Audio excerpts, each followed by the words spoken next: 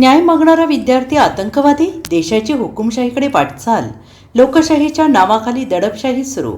संसदेकडे चलो संसद मोर्चा निघालेल्या आंदोलकांना पोलिसांनी अडवले. त्यानंतर सुरू झाला थेट लाठीचार्ज आणि अश्रुधुराचा मारा. या चकमकीत शेकडो आंदोलक जखमी झाल्याची माहिती समोर आली आहे.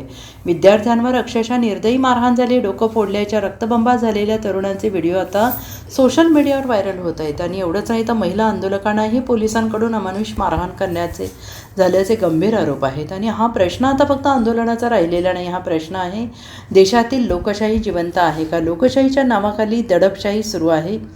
सरकार विरोधात आवाज उठवला तर लाठ्या आणि अश्रुधूर हा उत्तर आहे का? शिक्षण व्यवस्थेतील घोटाळ्यांविरोधात रस्त्यावर उतरलेल्या विद्यार्थ्यांना न्याय नाही तर मार मिळतोय. हीच का लोकशाही, की आपण हळूहळू हुकुमशाहीकडे चाललो आहोत?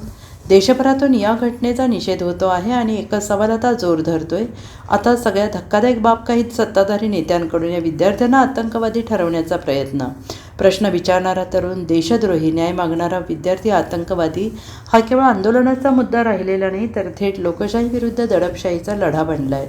शिक्षण व्यवस्थेतील घोटाळ्यांविरोधात रस्त्यावर उतरलेल्या विद्यार्थ्यांना न्याय देण्याऐवजी त्यांच्यावरच गुन्हेगाराचा शिक्का मारला जातो आहे. Bureau report, SBN Marathi, Mumbai.